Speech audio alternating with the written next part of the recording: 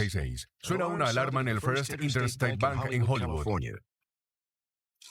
Se envió una patrulla para investigar. Al llegar no encontraron evidencia de un robo. Hola, Joe. Buenos días. El lunes, los empleados del banco llegaron. Todo seguía como siempre. Unos minutos después, una empleada abrió la bóveda e hizo un descubrimiento sorprendente. Alguien había hecho un túnel de 27 metros en una calle cercana, terminando debajo de la bóveda. Con herramientas manuales, cortaron el piso de concreto reforzado con acero. Una vez dentro, salieron con más de $2 millones en efectivo, joyas y monedas extrañas. El detective Dennis Pegankop fue asignado al caso. Mi sensación inicial que tenemos aquí en la escena fue de asombro. Muy bien, hagámoslo. Me di cuenta de que estos sospechosos eran excelentes ladrones. Serían difíciles de atrapar. Habían hecho mucho trabajo. Continúa así. Saca este de aquí. Lo vemos como el crimen del siglo en lo que respecta a los robos. El método de ataque. Obtuvieron $2 millones más. Su ingenio. No había visto un robo como este en 27 años. Vamos a revisar unos metros por el desagüe. Bajo las calles de Los Ángeles existe un canal subterráneo de desagües. El detective Pegankop descubrió que los ladrones habían usado este desagüe para ir al banco, donde podrían hacer túneles sin ser detectados. Aún no se ve. Cavaron 30 metros desde el desagüe hasta el banco. Los túneles tenían 1 metro de ancho por 1,40 de alto, excavados a mano, pero terminados con herramientas eléctricas. Una notable hazaña de ingeniería. Los expertos dicen que los túneles que cavaron eran muy seguros. El tamaño de los túneles, las formas, se realizaron de manera experta, y el contorno de los túneles se hizo para agregar mayor fuerza y protección a quienes excavan. La policía revisó un radio de 5 kilómetros en busca de signos de los ladrones. Cuando terminamos la investigación en First Interstate Bank, nos quedamos sin pistas. Veo un signo ahí. No quedaba evidencia física. Los sospechosos no dejaron. Y estábamos atados. La policía se quedó sin pistas. Parecía el crimen perfecto. 14 meses después, los bandidos atacaron de nuevo. Quizás sabían que sus tácticas eran conocidas por las autoridades, pero eso no los disuadió. Lo que es más sorprendente, los ladrones estuvieron a punto de lograrlo. El 22 de agosto de 1987, el sistema de alarma se activó en un Bank of America en Los Ángeles. La policía llegó a investigar. La asistente del gerente abrió la bóveda. La bóveda había sido allanada. Los ladrones habían huido mientras el robo estaba en progreso. En el piso se cortó un agujero de 45 centímetros. Cuando recibí la llamada del banco y él me explicó todo lo que pensé fue, volvieron, lo hicieron de nuevo. ¿Y cuánto dinero obtuvieron esta vez? Como fueron interrumpidos, solo pudieron robar $90,000. Dejaron herramientas y algo de ropa. ¿Cincel? Taladro con punta de diamante. También dejaron una broca de 45 centímetros, una herramienta de corte utilizada en la construcción para perforar grandes agujeros. Lo rodaremos.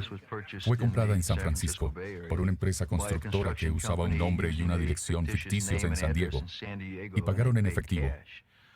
Sabíamos que era un hombre blanco quien la había comprado, pero ninguna otra información.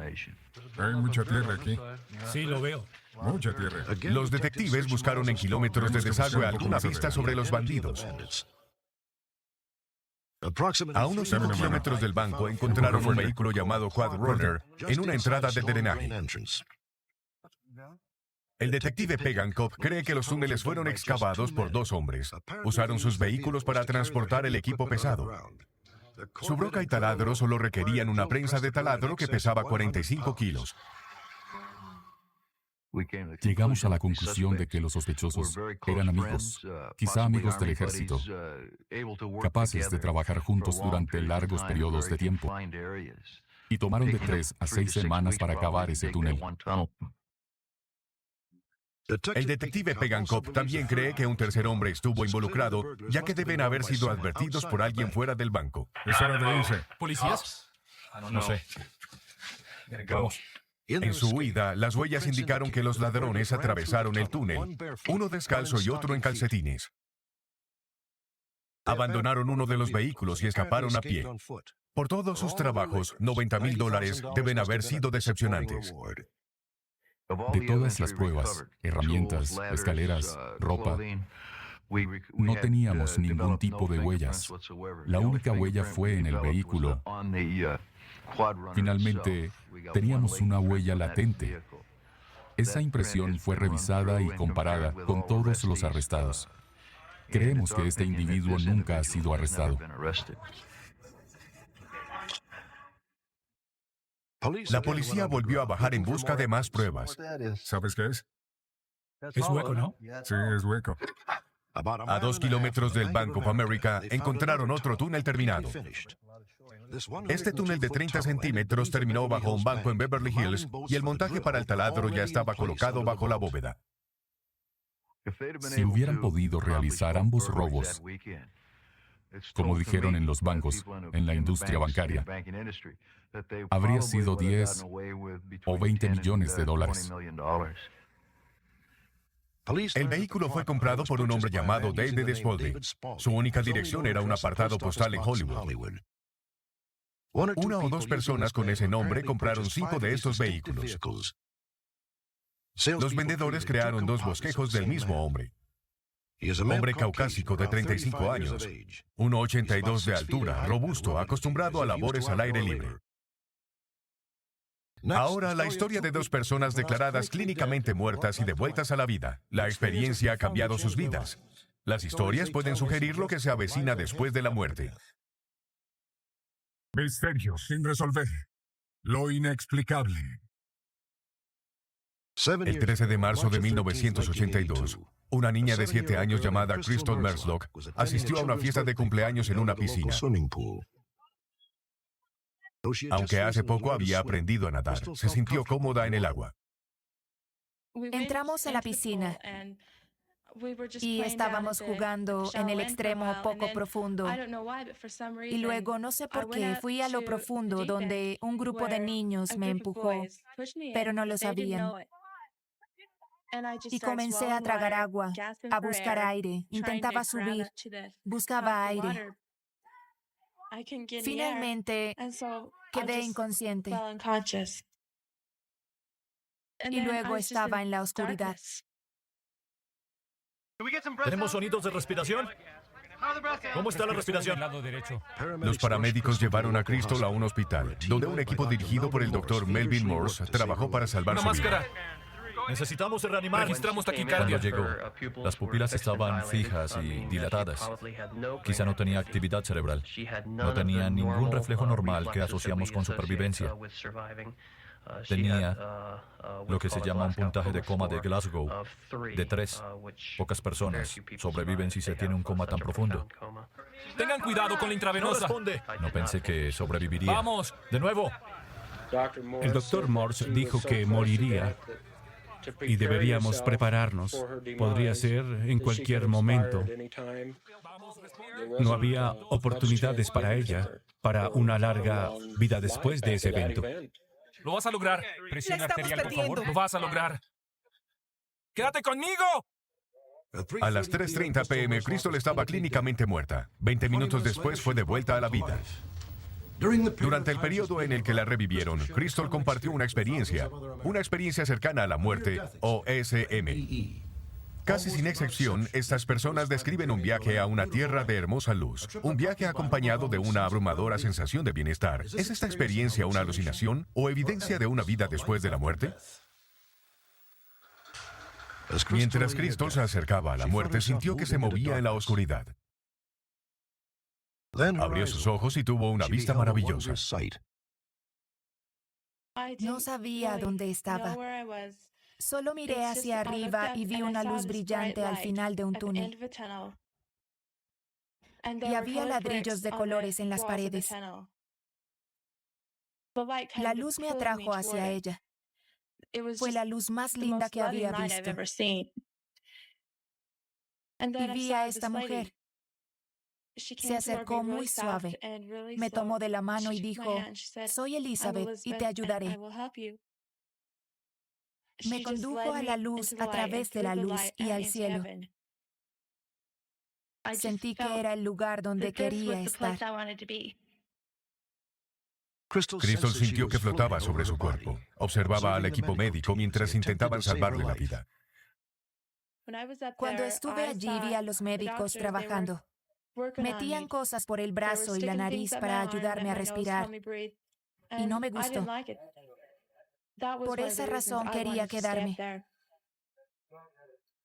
Pero cuando pensé que no podría abrazar a mi mamá ni a nadie a quien amara, dije, no, quiero volver.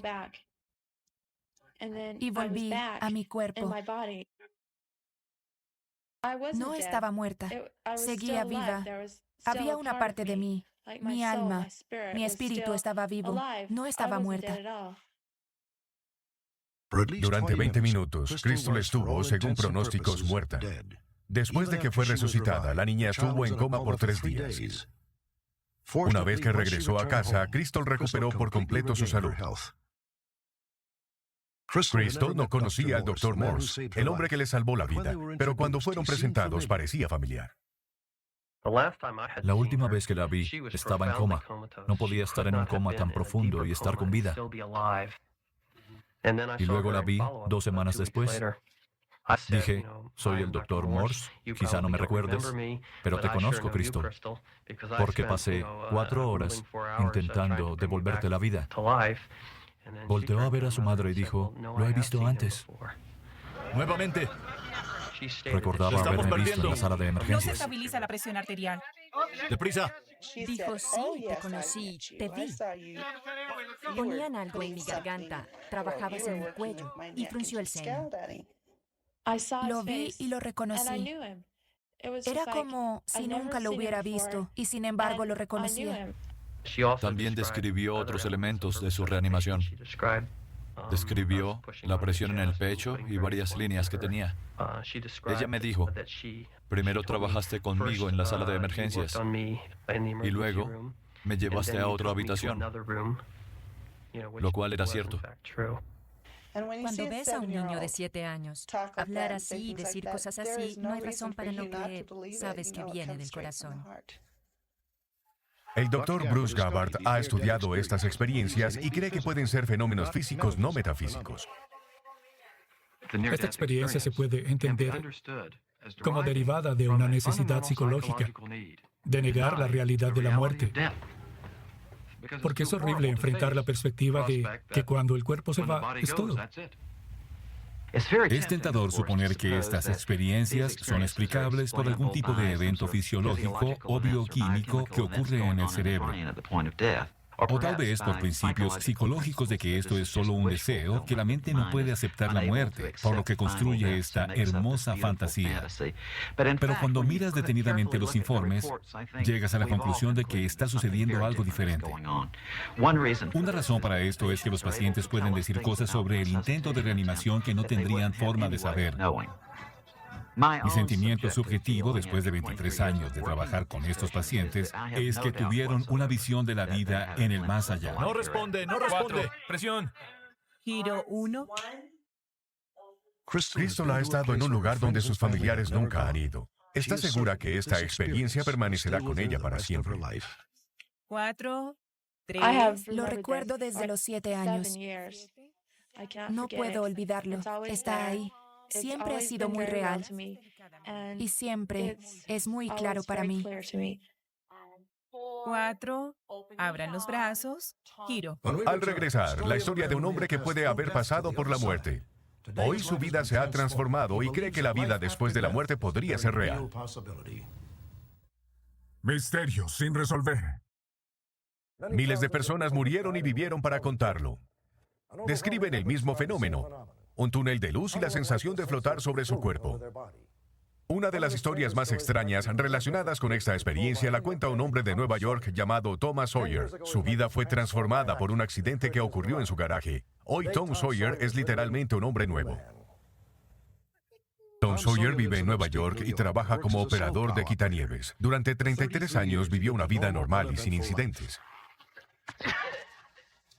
Me describo como un chico estadounidense con un nombre como Tom Sawyer. Tienes dos opciones: convertirte en un comediante extrovertido o terminar siendo introvertido. Tom practicó atletismo durante la secundaria y eso lo impulsó a la popularidad. Sin embargo, su historial académico era mediocre por buenas razones. Desde el séptimo grado hasta los 33 años, nunca leí un libro de principio a fin. No me gustaba leer y no leía nada. En su adolescencia, Tom corrió en bicicleta y en 1968 clasificó para el equipo olímpico. En 1967 se casó con Elaine y tuvieron 2 hijos, Tim y Todd. Tom era un hombre de familia, un obrero que se enorgullecía de su practicidad. Antes de esta experiencia, había pensado en cosas como la religión, etc., y pensé que eran tonterías. Me describiría como un agnóstico. Creía que cuando mueres, mueres. El espectáculo terminó. Todo se vuelve negro, y es todo. Solo clasifica algunas de las herramientas. Pásame los alicates de punta fina. Cuando tuve esta experiencia, reparaba mi camioneta. Quité los neumáticos delanteros y estaba acostado de espalda. De repente, la camioneta se movió. ¡Cielos! ¡Papá!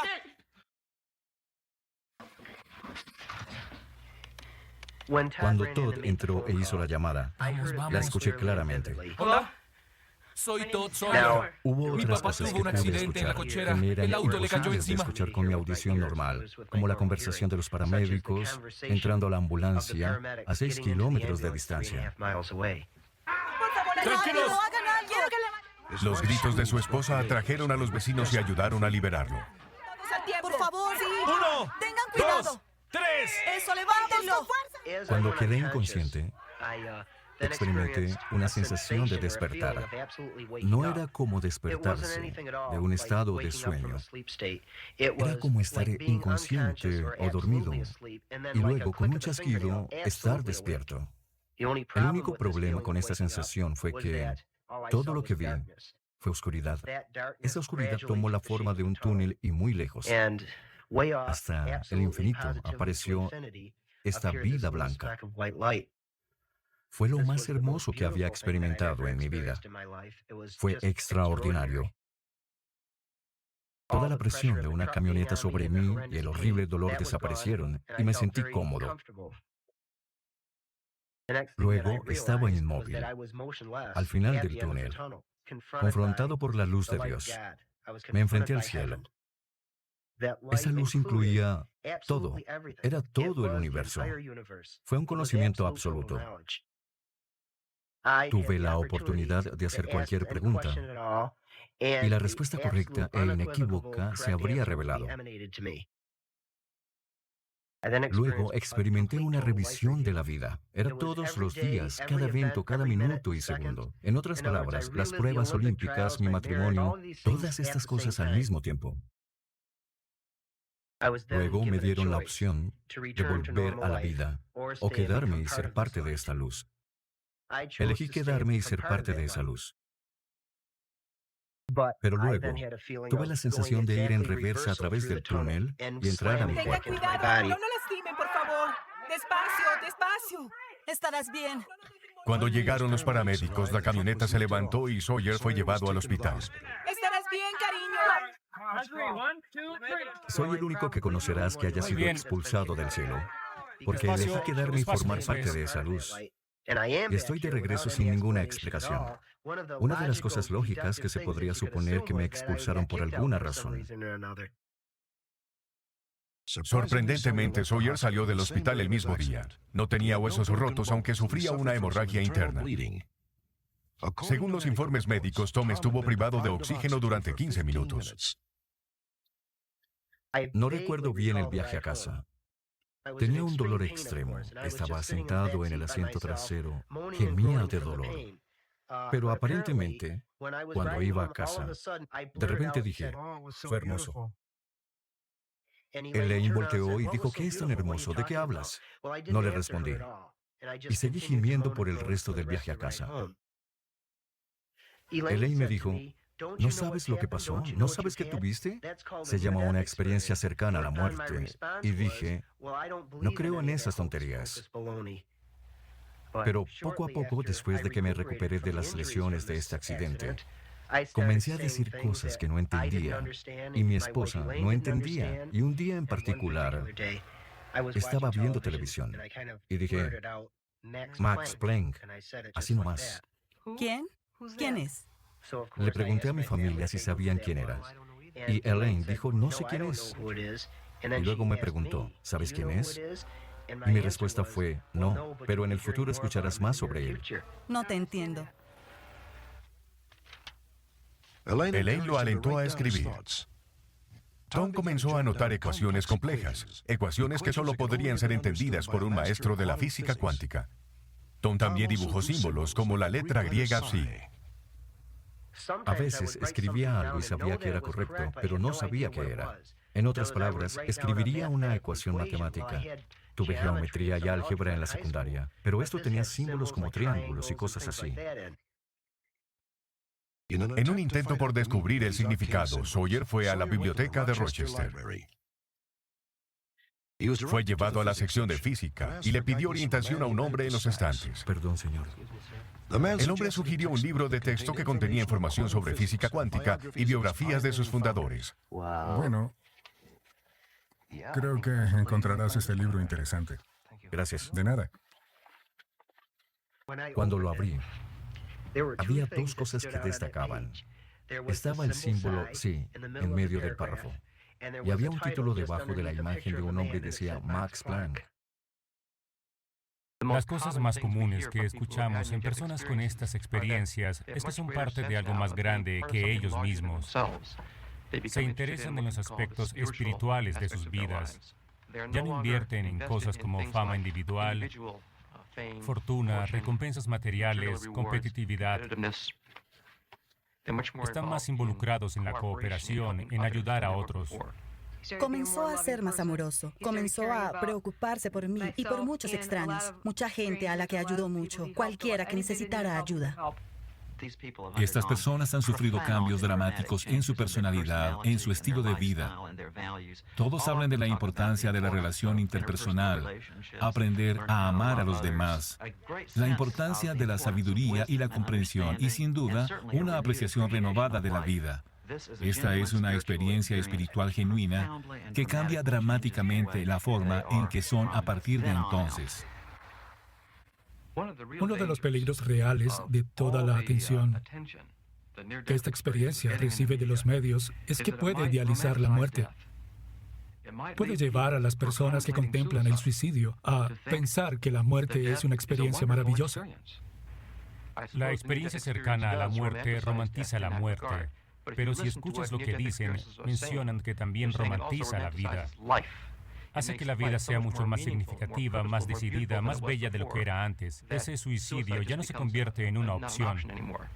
La gente me ha preguntado, si la muerte es tan maravillosa y tan sensacional y quieres ser parte de esa luz, ¿por qué no te suicidas? Es importante decirles que el suicidio es una imposibilidad absoluta para mí. Ya sabes, no es solo un no social y legal. También es un no moral y espiritual considerar el suicidio. La forma en que estas personas responden a la experiencia y el grado de cambio que experimentaron después apunta a una fuerza poderosa.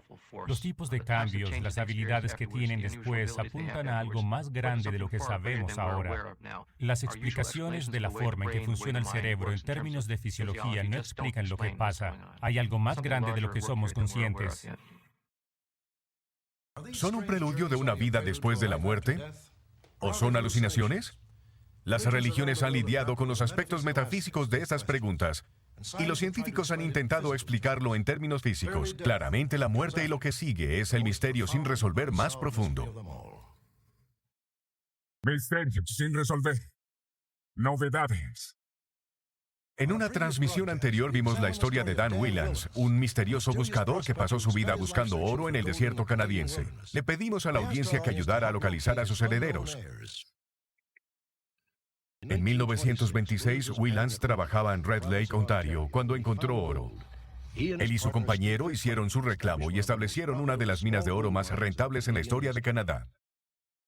En 1936, Dan Whelans se embarcó a un viaje en solitario. No lo volvieron a ver. Whelans dejó una herencia de casi $100,000, que hoy puede valer $3,5 millones. Ha permanecido sin reclamar por más de 50 años. Novedades. Días después de la transmisión, Davy Whelans, un hombre de Nueva York, llamó diciendo que podría ser uno de los herederos de la fortuna de Dan Whelans. Mi abuelo vino del Reino Unido a Ontario en 1895. Para aquella época tenía 11 años. Creemos que viajó con otro miembro de la familia y nos han dicho que había un primo en algún lugar de Ontario, pero nunca hubo contacto con los años. Cuando el programa de Misterios sin Resolver se emitió y se mostró a Dan Whelans de Ontario, fue un vínculo emocionante para que nuestra familia pudiera investigar. Davy Whelans voló a Toronto para ver a Joe Perkins, uno de los últimos amigos de Dan Whelans. Llevó fotografías de su abuelo, Harold Whelans, y su bisabuelo John Whelans para ver si había un parecido familiar. Es extraño, no podía creerlo. La similitud de la cara, la nariz, el espaciado de los ojos, la frente. Y si le quitaras la barba al viejo, serían gemelos. Aparentemente hay un gran parecido. El bisabuelo John, el abuelo Harold y el buscador Dan Whelans son parientes. ¿Davy es un heredero de la fortuna de Dan Whelans? El dinero es importante para todos. Y si el gobierno de Ontario tiene activos considerables que puedan ser reclamados por un Whelans, me gustaría verlo. No sé si seremos primos o no, pero quizás podamos lograr que algunos Whelans se presenten y tal vez tener un argumento sólido. Y vamos a dar los siguientes pasos en ese camino. Davy Whelans espera encontrar ADN que coincida con Dan Whelans en algunas de las pertenencias de Dan para probar la conexión familiar. Ahora la historia de un reparador de 46 años que fue asesinado en un pueblo de Ohio. La policía tiene 3 teorías extrañas y no hay sospechosos. Misterios sin resolver. Muerte inexplicable. 23 de mayo de 1982, en el pueblo de Hammersville, Ohio, un chico de 15 años que montaba una cortadora de césped hizo un descubrimiento terrible. Era el cuerpo de un hombre desnudo y golpeado. El hombre sería identificado como Permon Gilbert, de 46 años, un reparador de electrodomésticos que vivía a 11 kilómetros del lugar donde se encontró su cadáver. Lo más desconcertante del asesinato es que parecía llevar una vida normal y no controvertida. Se cree que bajo la fachada de un pequeño, las fuerzas oscuras se arremolinaban. Mientras los ciudadanos de Claremont, Ohio, discutían el asesinato de Permon Gilbert, surgieron frases como crimen organizado, narcotráfico y esposo celoso. Gilbert era un esposo amoroso y padre de 4. Él y su familia pertenecían a la Iglesia de Cristo y participaron en la vida cívica de Ohio, donde habían vivido toda su vida. Permon Gilbert permaneció cerca de sus hermanos, especialmente su hermano menor, que siempre estaba en problemas con la ley. El pasatiempo de Permon era volar, pero reparaba electrodomésticos, asignado por una empresa reconocida como el solucionador de problemas. Trabajaba durante la semana, pero los sábados, Permon hacía servicios independientes. Cuando se fue ese sábado, quizá eran las 8:30, y dijo que no quería ir. Y ahora me molesta. Eso es lo que recuerdo de esa mañana. Las citas de Permon ese sábado lo llevaron a Mount Orab, Ohio, y más al sur, a Georgetown y Aberdeen, Ohio. Hola, señor Gilbert, ¿cómo está? Solo llámame Perm. Perm, sigo oliendo gas en mi cocina, creo que es el piloto. Las llamadas lo habían ubicado en el extremo sur de Ohio. Cuando se completaron, cruzó el puente Simon Kenton hacia Maysville, Kentucky, y se detuvo en un gran mercado. Ann Breeze, que trabajaba en el mostrador del mercado, recuerda su visita ese sábado. Era alto, apuesto, como siempre muy ordenado. Lo saludaba amablemente cada vez que lo veía. Nunca lo vi deprimido o como si no le importara el mundo. 55. ¿Te gustaría ir a almorzar? No puedo almorzar contigo. Tendré que comer esta mortadela y queso solo. Solía preguntar y sabía que no almorzaría con él. Gracias, Solo era que una tengas charla buen día. habitual. Cuando Permon salió de la caja del mercado, entró en la floristería de al lado.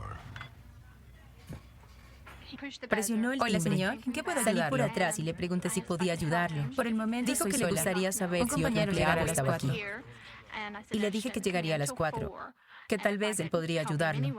Y dijo no, quería pedir unas flores y sabía lo que quería. Y dijo que volvería más tarde. Ella sabe lo que quiero. Bien, Gracias. no había nada inusual. Era un cliente normal. No estaba nervioso cuando lo conocí. Nadie conoce sus movimientos después de que dejó la floristería. Le había dicho a su esposa que volvería a las 3 p.m., pero no llegó. Se puso oscuro y no llegaba. Llegó la medianoche y tenía miedo, incluso de salir. Tenía una hija pequeña y me asustaba meterla en el auto y salir. A las 3 de la mañana, llamé a unos amigos y pregunté, ¿has visto a Permon? ¿Sabes dónde está? Y no sabían. Joan Gilbert llamó a la policía. No pudieron encontrar ninguna pista hasta la tarde siguiente, cuando se encontró el cadáver. Estaba desnudo. No llevaba ropa, eso me molestó. Me gustaría saber por qué. Escuché que es para humillar a la familia, no sé por qué. Tal vez se hizo para que sea difícil poder identificarlo. Ya que no se encontraron fibras de tela en las heridas de bala, la policía de Claremont cree que Permon estaba desnudo arriba de la cintura cuando le dispararon. El sujetador de billetes con el símbolo de los masones faltaba, igual que la billetera del cinturón masónico que siempre llevaba. Aunque nunca se encontró la ropa, su camioneta se ubicó al día siguiente a 35 kilómetros del lugar donde se había descubierto su cadáver. El reloj de Permon colgaba de la palanca de cambios. Su caja de herramientas estaba allí. Las piezas y los suministros estaban en su sitio. Realizamos una inspección del auto y recuperamos huellas y muestras de cabello. No hemos podido hasta ahora hacer coincidir las huellas y las muestras de cabello con alguien. En la investigación que siguió a la muerte de Permon surgieron 3 teorías. Lo que sea que le haya pasado tuvo algo que ver con drogas. Permon era un piloto con licencia. Tenía una avioneta que volaba desde una pista de aterrizaje en su granja. Dijo que se le habían acercado para transportar drogas. Hola. Hola, ¿cómo te va? Cuéntenme, ¿qué está pasando? Queremos que hagas un pequeño favor. No, Es solo un viaje. Solo tenía que tomar la avioneta y volar a un aeropuerto determinado. Entrar, tomar una taza de café, regresar y habría dinero en el asiento o debajo. No, definitivamente no. Es buen dinero. No, está bien. Si no dejan de molestar, llamaré a las autoridades. Hubiera sido dinero fácil, pero está en contra de la ley y contra todo lo que creíamos.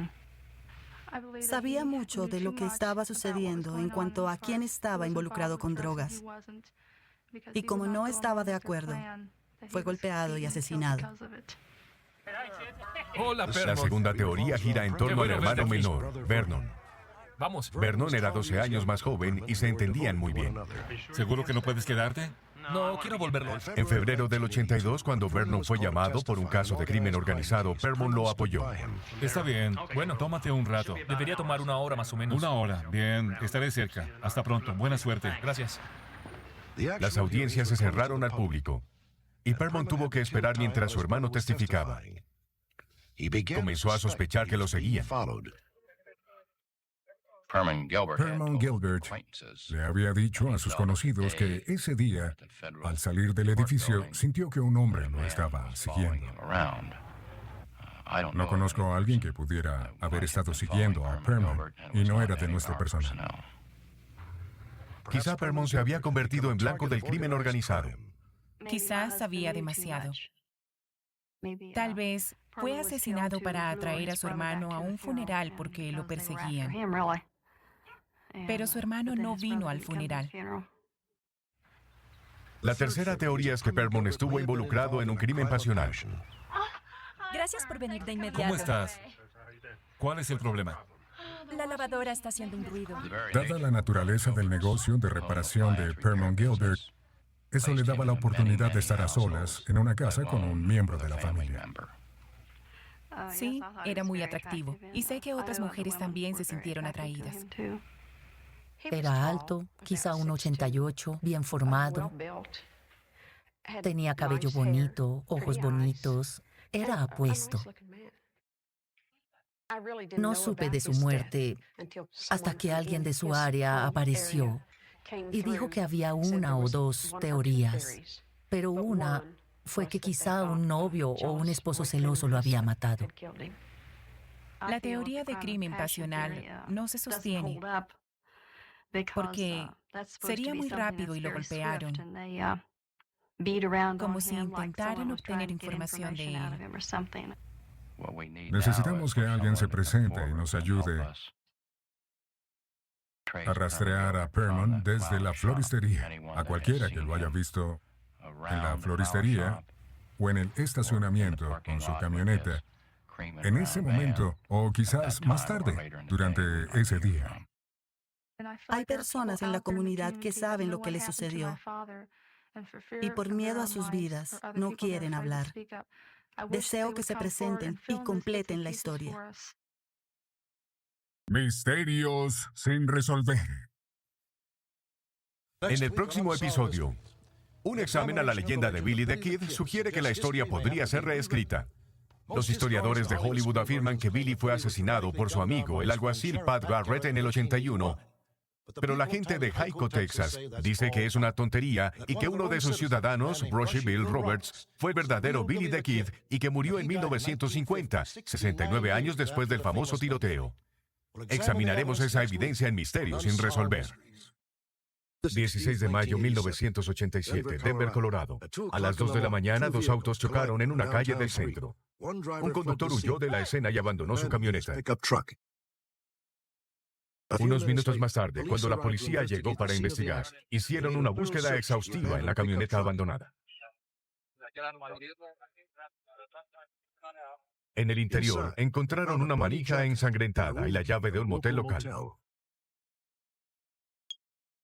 La policía fue al motel y descubrió que el conductor estaba registrado allí como Larry Monroe. Muy bien, compañeros. Encontramos lo que estamos buscando. En su habitación encontraron un pantalón y un suéter, ambos cubiertos de sangre. La policía de Denver rastreó la camioneta hasta un hombre blanco, Donald Smith, en Hemet. Pero el conductor que huyó era de color. La policía no obtuvo información sobre el hombre que se había registrado como Larry Monroe, pero sí de Donald Smith. La esposa de Smith no sabía de él durante 12 días, desde que salió a un viaje a través del país. Lo que comenzó como un accidente pronto se convertiría en un extraño asesinato. Un asesinato que la policía intenta resolver. Donald Smith, el dueño del auto, vivía con su segunda esposa en Hemet, un pueblo al sur de California. Se había sentido abatido porque no estaba bien para trabajar, por lo que decidió conducir para visitar a sus familiares. Smith dejó Hemet el 11 de mayo. Conducía la camioneta y llevaba un remolque. Lo acompañaban sus dos perros. Donald estaba ansioso por visitar a su hija en Idaho. Brenda era la única hija del primer matrimonio. Ella y su padre habían estado separados. Mi madre me mantuvo alejada de mi padre. No se llevaron bien después del divorcio. Solo lo vi una vez, hasta cuando murió mi madre, y luego comencé a buscarlo. Él también me buscaba. Cuando Brenda tenía 26 años y era madre divorciada de 2 hijos, ella y su padre se reunieron finalmente. Fue una buena relación, era como si nos conociéramos. Era cercano. Podía decirle cualquier cosa. Él fue muy protector. Y si alguna vez tenía un problema, dijo, solo dime, me encargaré. Era una especie de macho, supongo. Fue una buena relación.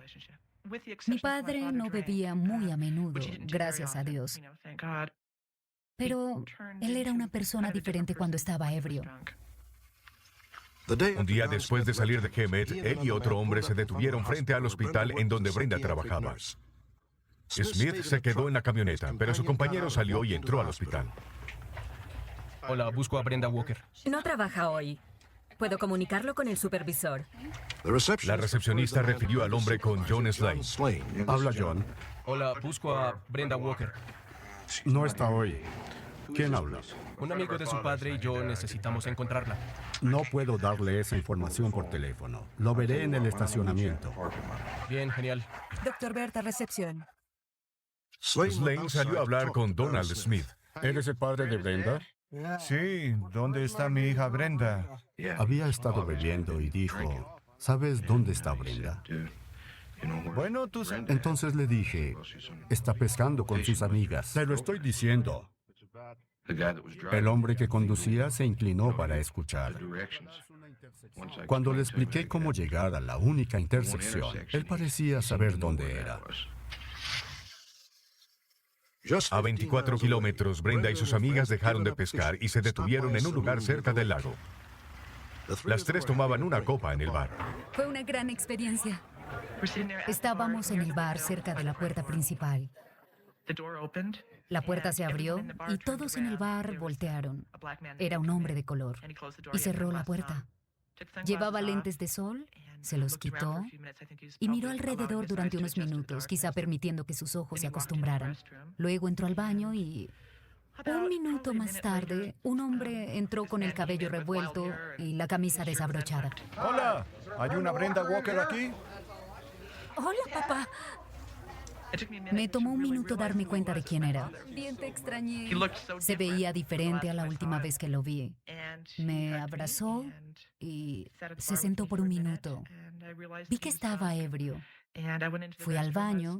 Estaba molesta porque había ido ebrio y me avergonzó frente a mis amigas. Maravilloso. La extrañé. Fui al baño, volví a salir. ¿Estás bien? Sí. Quiero estar contigo. Comenzó a llorar y hablaba de que no quería estar vivo, que tiene cáncer y que estaría con mi madre en el cielo. Y su compañero salió del baño. Oye, ¿no sirven whisky aquí? El hombre de color siguió caminando. Miró a mi padre y siguió caminando como si no supiera quién era. Lo ignoró. Salió y subió al asiento del conductor de la camioneta de mi padre. Lo miré por la ventana. Tenía la cabeza apoyada en el volante. Miraba hacia el lago. Y parecía impaciente, molesto por estar allí. Lo siento, mi vida. Por Dios, papá. Arruiné tu vida todos estos años. No quiero oírte llorar, no quiero escuchar esto. ¿Por qué no vas a un hotel, descansas y me hablas mañana? ¿Alguien quiere pelear? Chicas, vámonos. Puedo derrotarlos. Cuando su padre se volvió beligerante, Brenda salió. Después de unos minutos, el padre de Brenda la siguió, pero se fue sin hablarle. Desearía haber tenido más paciencia. Desearía haber entendido. Ojalá hubiera sido más compasiva. Fue la última vez que me vio. Abrió el remolque y dejó salir a los perros. Y me fui. ¿Te gusta el paisaje? Me encanta. 2 semanas después, a las afueras de Twin Falls, Idaho, una pareja que salió a caminar hizo un descubrimiento horrible. Llamar a la policía. Sí. Está bastante descompuesto. La policía llegó para identificar el cadáver. Vimos un cadáver que parecía haber sido arrojado por la barandilla. El cadáver estuvo en descomposición por 2 semanas. No pudimos reconocerlo. No se encontró una identificación cerca. No sabíamos a quién teníamos. Era un desconocido. Se realizó la autopsia y encontramos golpes en la parte posterior de la cabeza que indicaban que la causa de la muerte había sido esa. En el lugar donde posiblemente arrojaron a la víctima, encontramos una botella de vino. Fue tomada como evidencia. Hasta que identificamos el cadáver, todo comenzó a encajar en la escena del crimen. La policía de Twin Falls no sabía quién era, hasta que se enteraron del choque en Denver, donde el conductor de la camioneta había huido. ¡Oiga! ¡Oiga! La policía descubrió que el auto pertenecía a Donald Smith. Emitieron un posible boletín de homicidios. La policía de Denver había enviado un teletipo, indicando que tenían un auto involucrado en un accidente y quizá en un homicidio. Llamé a la policía de Denver y ellos me dieron el nombre de Donald Smith. Las huellas del hombre muerto en Twin Falls lo identificaron como Donald Smith. La policía comenzó a reconstruir los eventos que llevaron al asesinato. El 11 de mayo, el día que Smith salió de su casa, tuvo problemas con el remolque. A las afueras de Las Vegas, dejó su remolque con un hombre local. Una teoría es que después de salir de Las Vegas, recogió a un autoestopista. En algún momento, Smith comenzó a beber. El día después de ver a su hija, Donald Smith apareció en Park City, Utah. Necesito que me envíes dinero. Se presentó un imprevisto. Llamó a su hermana en Vancouver y le pidió dinero. Ese mismo día recogió $200. Lo acompañaba un hombre que se parecía al que Brenda había visto en el bar. Se cree que el autoestopista que Smith había recogido lo asesinó cuando se detuvo para dejar salir a sus perros. ¡Afuera, chicos! ¡Eso es! ¡Vamos, corran! ¡Aprovechen este campo! ¡Es todo suyo! El arma homicida quizá fue una manija tomada de la camioneta de Smith. La policía sospecha que arrojó el cadáver de Smith en el desierto, donde fue encontrado 2 semanas después. Quiero saber por qué lo mató, por qué lo alejó de mí y de mis hijos. Mi padre era lo único que tenía. Este bosquejo del compañero de Donald Smith fue hecho a partir de varios relatos de testigos. Es de color, pero con piel un poco clara, quizá de 30 años. Mide 1,80 y pesa alrededor de 80 kilos. Puede usar el nombre de Larry Monroe y pudo haber vivido en Blackfoot, Idaho.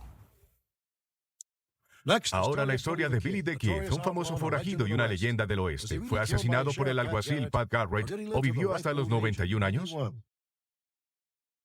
Misterios sin resolver.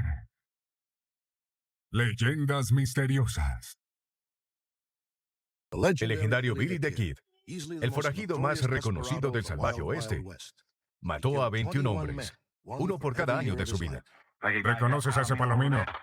El que no tiene bigotes es Billy the Kid. ¿Billy the Kid? En 1941, Buster Crabbe lo interpretó en una de las más de 250 películas realizadas sobre el forajido. Hollywood había comenzado una leyenda. Dicen que Billy the Kid nació como William Bonney en la ciudad de Nueva York en 1859. Luchó contra los ricos en la guerra de ganado de Lincoln y recibió una sentencia de muerte por matar al alguacil William Brady. Según la historia y las películas, en 1881, Billy the Kid fue perseguido por el alguacil Pat Garrett, quien lo rastreó hasta Fort Sumner.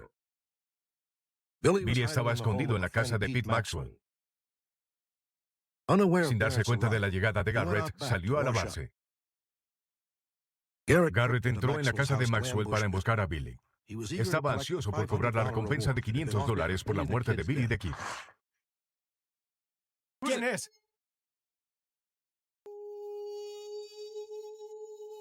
¿Quién es? La historia dice que Billy fue sepultado al día siguiente. Pero la historia puede estar equivocada.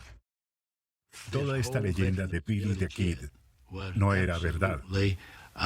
El 90% de lo que hemos escuchado y nos han enseñado en las escuelas no es cierto. 68 años después, la leyenda de Hollywood se volcó cuando en 1950, un hombre de 91 años de Hyco, Texas, llamado Brushy Bill Roberts, dijo que era Billy the Kid. A pesar de una gran controversia, su declaración continuó. No tengo ninguna duda de que Brushy Bill y Billy the Kid eran la misma persona. El historiador Donald LaPage no está de acuerdo. No hay ninguna comparación entre Brushy Bill Roberts, conocido como Ollie Patrick Roberts, y William Bonney, alias Billy the Kid. Mientras que Estados Unidos cree en la leyenda de Hollywood de Billy the Kid, en Hyco, Texas, la comunidad de 1,300 personas está segura que el famoso forajido era Brushy Bill Roberts. Muchos se burlan de la historia de Brushy Bill, pero la afirmación de William Tunstall de que Brushy Bill era Billy the Kid no se puede descartar. Hay evidencia que respalda su afirmación Y si esa afirmación es cierta, este capítulo en la historia del oeste quizás deba ser reescrito. En 1948, el abogado William Morrison descubrió evidencia de que Billy the Kid no murió en 1881. Un cliente le dijo que años atrás había peleado con Billy the Kid en la guerra del condado de Lincoln y que Kid seguía vivo. Y mientras mi padre hablaba, se refirió al condado de Lincoln. Mi padre dijo, ahí es donde asesinaron a Billy the Kid, en la casa de Pete Maxwell. Y el hombre dijo, no lo mataron, sigue por ahí. Fascinado, Morrison cruzó al oeste hablando con otros veteranos sobre Billy the Kid. Descubrió que muchos pensaban que Billy aún estaba vivo y vivía con el nombre de Brushy Bill. En 1949, Morrison hizo el viaje a Hyco, Texas, para confrontar a Brushy en persona y preguntarle si los rumores eran ciertos. Es un placer conocerlo. Soy Billy the Kid. Entra, hablaremos sobre esto. Hay que tener en cuenta que este hombre no buscó publicidad, no buscó salir de la reclusión, sino que fue arrastrado. Entra. Brushy Bill quería la ayuda de Morrison para obtener el perdón que le prometió en 1879 el gobernador de Nuevo México por presentar evidencia. Espero un perdón, para que cuando muera, mi lápida esté limpia. Te puedo ayudar, pero tendrás que demostrar que eres quien dices ser. Puedo hacerlo. Tengo las cicatrices. Y no son por estar en la mecedora. Las cicatrices coincidían con las heridas de Billy the Kid en su corta carrera ilegal. Esta, en el hombro, es una herida de cuchillo al sur de la frontera. No estoy muy orgulloso de eso. Hubo 17 puntos de identificación de similitud entre los dos. Ambos tenían manos pequeñas y muñecas grandes, dientes sobresalientes, orejas prominentes, ojos azules, mismo tamaño de cabeza, mismo tamaño de botas y peso.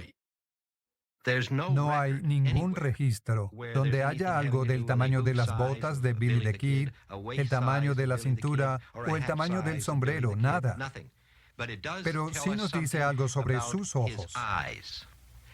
Él afirma inequívocamente, sin lugar a dudas, que eran ojos azules puros. Brushy Bill los tenía con puntos. Algunos de estos puntos siguen frescos en mi memoria. Justo sobre esa colina solíamos acampar. En 1950, Brushy Bill llevó a Morrison a las antiguas guaridas de The Kid en Lincoln. Morrison murió en 1976, pero le contó a su hija sobre el viaje. Brushy Bill dijo cosas que solo alguien que realmente estuvo involucrado habría conocido. Mi padre se convenció de que él, Brushy Bill Roberts, era en realidad Billy the Kid. Morrison contactó a 5 personas que habían conocido a Billy the Kid durante la guerra del condado de Lincoln. Cada uno por separado conoció a Brushy Bill en persona. Los 5 testigos firmaron declaraciones juradas, afirmando que Brushy Bill Roberts era Billy the Kid. Si Brushy Bill fue Billy the Kid, queda una pregunta. ¿Qué sucedió el 14 de julio de 1881 en Fort Summer? Hola, ¿cómo estás? Chicos. Según Brushy Bill, la noche del tiroteo, estaba con su novia Ceisa y su amigo Billy Barlow en la casa de Jesús Silva. Hola, preciosa. ¿Cómo estás? Muy bien, ¿Quieres más? ¿Algo más? Estas son las palabras precisas que Brushy Bill usó en su testimonio a William Morrison para describir los acontecimientos de esa noche. ¿Tienes hambre? Sí. Silva dijo que si alguno iba al lado y conseguía carne, nos la cocinaría. Percibía una trampa. Ve tú. ¿Yo? Sí. Comenzó después de que me negara a salir de la casa. Pensé que Garrett podría estar en la ciudad y quería verlo en el día para poder vencerlo. Oye, Billy, brindemos. The Kid no sabía que Garrett y su grupo se habían refugiado al otro lado del patio. Uno de los disparos mató a mi amigo. Salí corriendo al patio. Corrí y comencé a disparar a las sombras a lo largo de la casa. El primer disparo entró en la mandíbula inferior, los otros en el hombro y luego otro en la parte superior de la cabeza. Cuando desperté, una mujer mexicana me ponía cebo de res en la cabeza para detener la sangre. Le dije que cargara mi .44. Ya está. Gracias. Celsa entró corriendo y dijo que habían matado a Barlow y que lo hacían pasar como si fuera yo. Me rogó que me fuera de la ciudad. Roshi afirma que al día siguiente Billy Barlow fue sepultado como él. En un procedimiento normal, el alguacil habría llevado el cadáver a un lugar para que cualquiera lo viera. Habría mostrado sus armas, su ropa, sus botas, su rifle. Pat Garrett no siguió ese procedimiento. Tomó todas las precauciones para ocultar la identidad del cadáver. Sabía que había matado al hombre equivocado. Pat Garrett reclutó a 21 personas que conocían a William Bonney y se reunieron, pasaron junto al ataúd y dijeron, sí, es William Bonney, Billy the Kid, en ese ataúd. Para 1950, Morrison reunió evidencia para solicitar un perdón al gobernador Mabry de Nuevo México. Él aceptó reunirse con ellos. Brushy Bill estaba nervioso. Vio a algunos agentes allí y tenían armas en sus fundas. ¿Tiene pruebas de que usted es Billy the Kid? Mañana con todo esto. No es un imputador. Un hombre de 91 años no quería morir. Y todos por favor, decían responda. que si era Billy the Kid, era un criminal. Vamos, queremos escucharlo. No lo perdonas, lo cuelgas. Gobernador, denos su opinión al La respecto. entrevista se convirtió en un ataque. Roshi, de ¿Qué opina 90 de años, eso? estaba asustado por los reporteros, historiadores y familiares de Pat Garrett. ¿Quién está sepultado en la tumba de Pat Garrett? ¿Cuántos alias ha tenido en estos años? Gobernador, ¿tiene intención de perdonar a este hombre? No tomaré ninguna medida en esta solicitud de perdón para Billy the Kid, porque no creo que sea Billy the Kid. El gobernador nunca le dio la oportunidad de presentar la evidencia. Ni siquiera dijo que lo consideraría.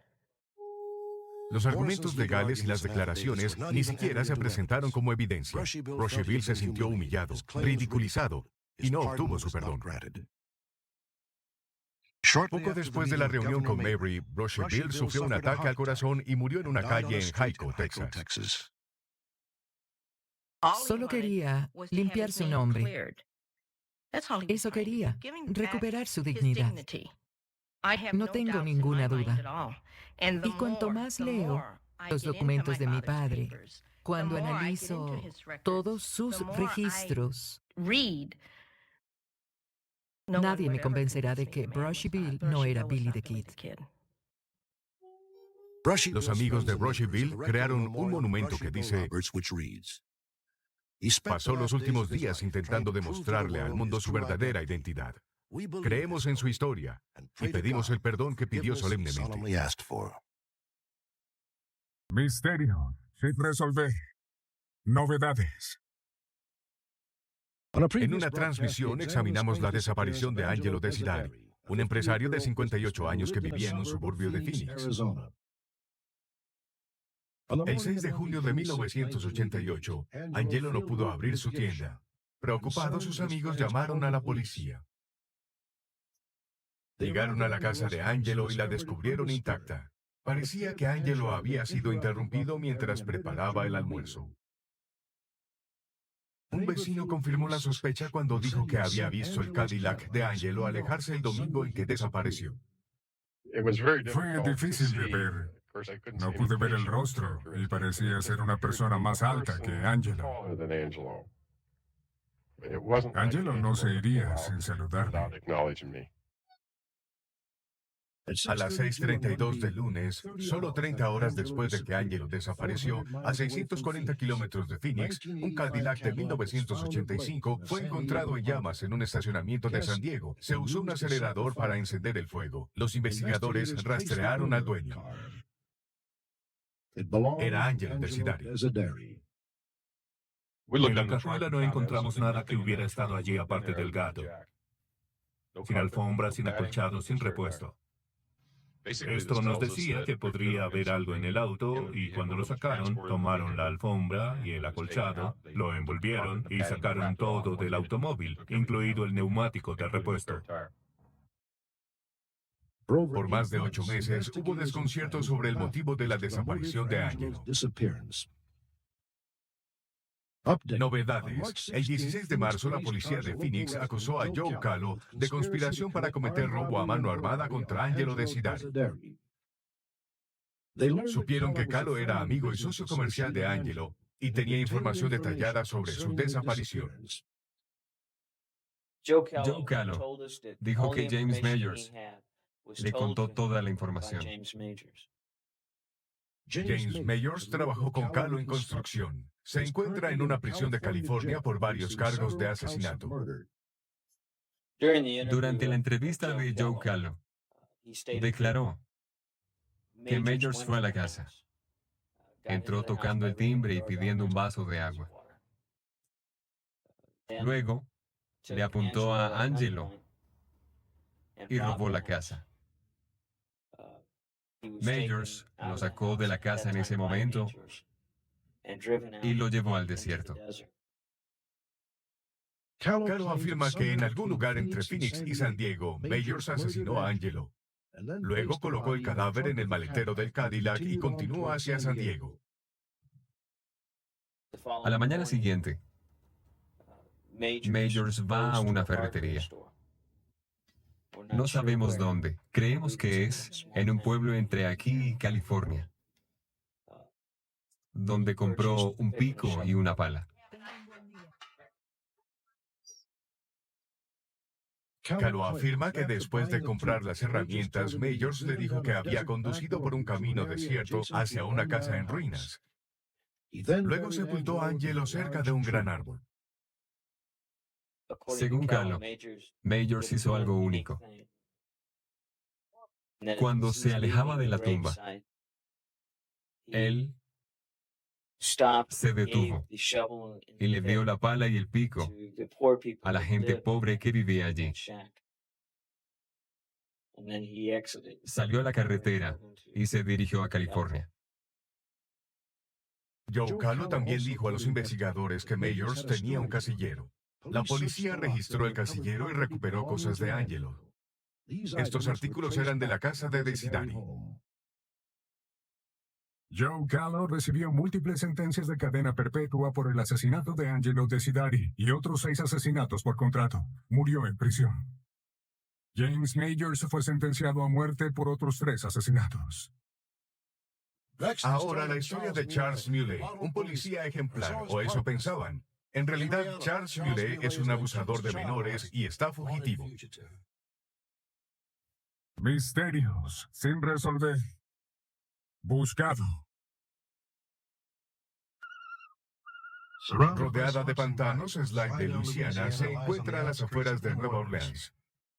Slidell es una comunidad conservadora, un escenario poco probable para una serie de crímenes que terminaron en la habitación de un motel hace más de 4 años. El 1 de marzo de 1985, Charles Muley, de 36 años, llevó a una niña de 12 años a su habitación. Momentos después, la policía arrestó a Muley. Lo acusaron de violación a una menor. Las autoridades conocían al sospechoso. Charles Muley era un policía. De hecho, era el sargento a cargo de los delitos sexuales en la policía de Slidell. Y la joven era una niña a la que aconsejaba. Lo peor que pueden enfrentar los policías es cuando uno de los suyos se vuelve el malo. El arresto de Charles Muley indignó a sus compañeros. Era difícil creer que uno de los suyos los traicionara de esa manera tan impactante.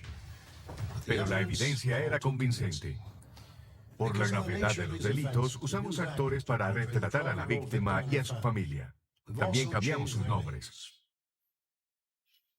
Hola. Hola, ¿qué puedo hacer por ti? Busco droga. El sargento Muley era un oficial encubierto reconocido en la policía de Slidell. En 1983 fue elegido como oficial del año. Tengo $40. Muley era tan hábil en sus disfraces que una vez arrestó al mismo delincuente 3 veces sin ser reconocido. Gracias. Cuídate. Policía, está bajo arresto. ¿Contra ¿De el qué camión? hablas? Después de su transferencia a abuso sexual en 1981, fue asignado al caso de una niña de 12 años que era molestada por un chico mayor. Ser usado en su contra. Mi hija y una amiga suya vinieron a mí quejándose de un chico que las había estado acosando. Hablé con la madre de la otra niña y ambas decidimos que sería buena idea llamar a la policía para denunciar a este chico. Solo tendrás que hablar con el sargento Muley. Él te hará algunas preguntas. Llegamos a la estación y fue el primer encuentro que tuvimos con el sargento Muley. Sargento Muley. ¿Cómo estás? Debe ser Claire. Entren. No tenía razón para desconfiar. Lo consideraba como alguien del departamento de policía. El sargento Muley era policía. Si no les importa, pueden quedarse aquí. Muley no solo engañó a los padres, sus compañeros tampoco conocían sus actividades. Trabajé en la mayoría de los casos de delitos sexuales que fueron reportados a la policía de Slidell en ese momento, adultos y menores. Los veíamos a diario. Trabajamos juntos. Pensé que era profesional. Cuando trabajé con él, pensé que era un buen policía. Creo que ya lo tengo y hay un problema. No quiero que ustedes se preocupen. Entrevistaré a su hija y entrevistaré al chico. Cuando él llamaba a la casa, decía, ¿por qué no la traes? Y no debes esperar, es ridículo que esperes. Y le dije que estaba bien.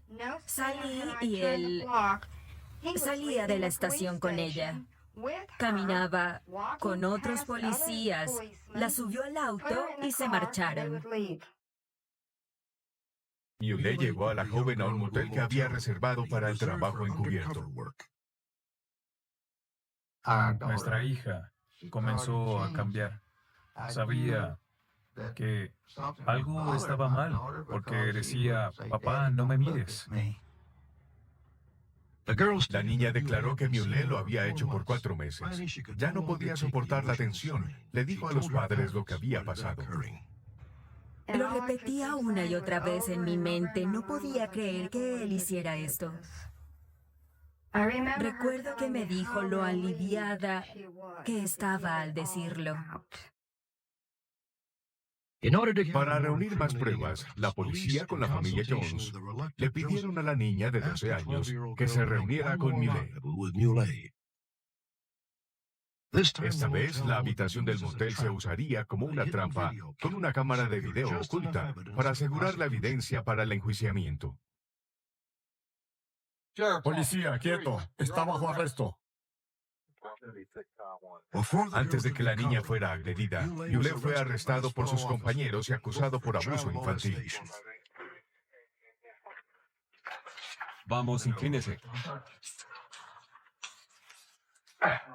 Por aquí. Dijeron que Charlie había sido arrestado por abuso sexual a un menor y estaba sorprendida. Realmente no sabía cómo actuar, eso me enfermaba. Pensé que era un error, porque lo conocía y esta no era su personalidad. Investigar a otro policía, especialmente a uno que conoces, es muy difícil. No sé qué más decir. Fue lo más difícil. Mamá estará en un momento. Iremos a mi oficina para hacerte unas preguntas. Bien. Estaba enojada. ¿Practicas deportes? Natación. ¿Triste? ¿Natación? Sí. Muy molesta. Ya casi llegamos a mi oficina, ¿bien? Bien. Genial. Grabaremos la conversación y te haré algunas preguntas sobre Charlie Muley. Una de esas preguntas es, ¿cómo lo conociste? En la estación de policía lo conocí. Fue la declaración más difícil que tomé. ¿Lo viste actuar diferente contigo? Fue complicado escuchar a esa niña decir algunas de las cosas que ¿Llamaba a dijo. tu casa? Sí. ¿Hablaba contigo o con tu mamá? Conmigo. ¿Y qué decía cuando llamaba? Decía que inventara algo a mamá y a papá y que me vería en algún lado. Bien. La oficial Porter revisó los archivos personales de Muley. Esperaba que el abuso sexual de la niña fuera un incidente aislado. Aparentemente, no. Su señoría, por favor, considerando la gravedad de estos delitos. El 27 de septiembre de 1985, Charles Muley fue acusado de más de 25 cargos por abuso y violación de 6 niñas. Puedo verificar que el acusado no tiene antecedentes y prestó servicio a la comunidad en el pasado. Muley fue liberado bajo fianza de $150,000. Negó todos los cargos. 8 meses después, el 11 de mayo, Muley fue reportado como desaparecido. Era la mañana de su juicio. 2 días después, su camioneta fue encontrada en el puente Pash Manshak. La suposición inicial fue que se había quitado la vida en lugar de enfrentar un juicio público. Fui uno de los primeros en llegar cuando se localizó la camioneta. Mi intuición fue que no había saltado, no se había suicidado.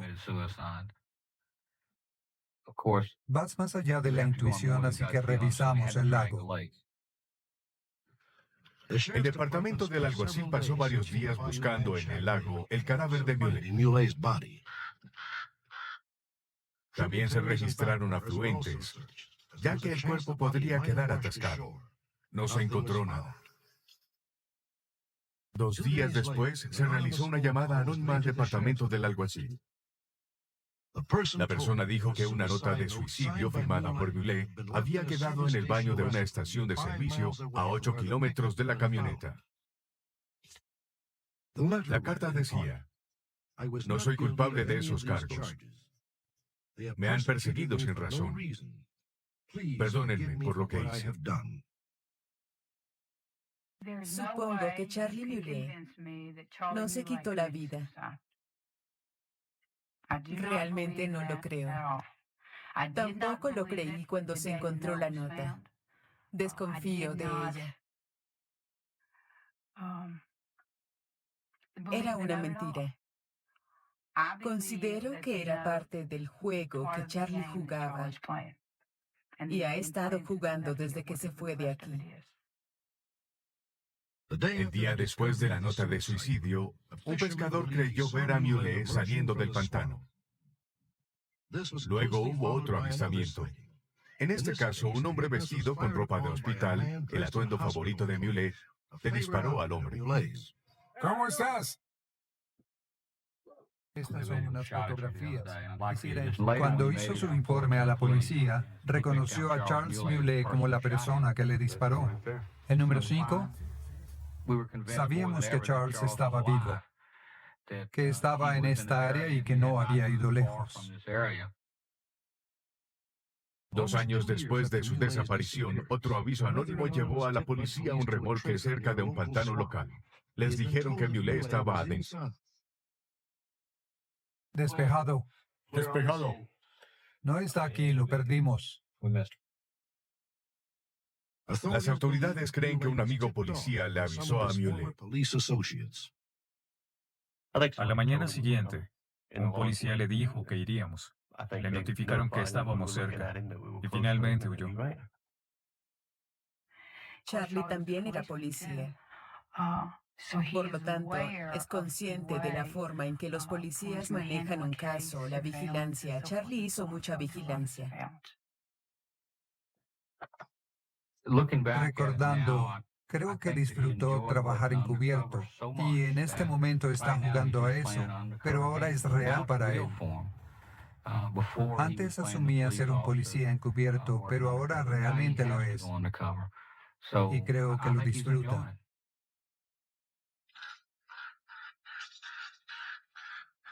Han pasado 3 años desde que Muley desapareció. La policía cree que puede estar escondido en el pantano cerca de Slidell, llevando una existencia solitaria, como Rambo. Charlie disfruta la emoción de la persecución. Le gusta el juego. Charlie siempre necesita ganar. No quiero que gane esta vez. No tiene derecho a ganar. Novedades. Charles Millet fue capturado. A pocos minutos de la transmisión, el FBI recibió varias llamadas de televidentes que informaron que Millet vivía en Ocala, Florida, a 50 kilómetros al sur de Gainesville, bajo el nombre de Joseph John Tranchina. Millet había visto la transmisión y abandonó el área de Ocala durante 3 semanas. Cuando regresó el 3 de agosto, fue arrestado por agentes del FBI y los agentes del alguacil del condado de Marion, Florida. Charles Millet fue condenado por múltiples cargos y cumplió 7 años. Luego fue puesto en libertad. Misterios sin resolver. Para cada misterio, alguien en algún lugar sabe la verdad. Quizás ese alguien estaba mirando. Quizás eres tú. En un puente colgante a las afueras de Casper, Wyoming, los residentes informaron haber visto luces inexplicables el 26 de marzo de 1988. La policía teoriza que un asaltante que opera en la oscuridad llevó a su víctima de 18 años al puente. Después de apuñalarla, la arrojó a las frías aguas del río North Platte. La víctima fue identificada como Lisa Marie Kimmel, de Montana. Había sido violada antes de ser asesinada de una manera que sugería algún tipo de tortura extraña. La naturaleza del asesinato no es lo único desconcertante. Lisa fue vista con vida la noche del 25 de marzo y la policía cree que fue asesinada en la madrugada del 26 de marzo. Pero lo que complica la investigación es que casi 1000 personas afirman haber visto a Lisa o a su auto durante una semana cuando la policía creía que ya estaba muerta. Lisa tenía 18 años y trabajaba como gerente en un restaurante en Denver. El 25 de marzo dejó la ciudad y se dirigió a Wyoming para visitar a su novio. El auto, un Honda CRX SI 1988 negro, llevaba la matrícula Little Miss. El plan era salir de Denver después del trabajo y llegar a Cody para verme esa noche. Hablé con ella a las 4:30. Saldría en media hora y llegaría a medianoche. Desde Denver, Lisa planeó viajar a Casper por la Interestatal 25. Desde Casper tomaría un camino hasta Cody. Después de pasar la noche, planeaba ir a Belen a visitar a sus padres. El clima era bueno, por lo que el viaje a Cody tendría unas 9 horas, llegando a la casa de Ed el viernes en la noche. Pero a las 7 del sábado aún no había llegado. Ed Jerrock llamó a las patrullas en 3 estados. 2 días después, la patrulla de Wyoming informó que había detenido a Lisa por exceso de velocidad al sur de Casper el 25 de marzo, la noche en que desapareció. Eran las 9, viernes en la noche. 4 horas después de que Lisa saliera de Denver, estaba a tiempo. Estaba patrullando el 25 de marzo. Noté un auto hacia el norte a 140 kilómetros según mi radar. Di la vuelta y seguí el auto. La detuve cerca de Orange Junction. Buenas noches. ¿Puedo ver su licencia? Sí, por Era supuesto. agradable. Conducía un lindo auto. Era la chica que querrías como hija. Señorita Kimmel, el radar marcó 140 kilómetros. ¿Hay alguna razón para eso?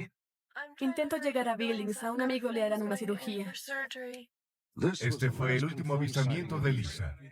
Su firma en la multa y una grabación de voz hecha por la policía verifican que fue Lisa Marie Kimmel quien fue detenida esa noche. Luego nos dimos cuenta de la gravedad de la situación.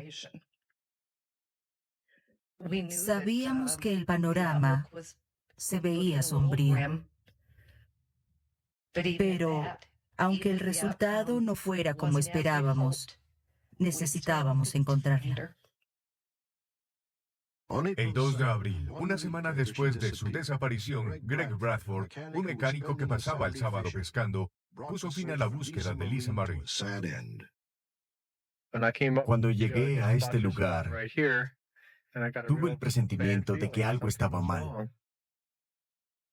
Sentí que alguien había muerto, lo sentía. No podía olvidarlo. Así que cuando subí por el costado, miré por encima y vi a la chica en el agua.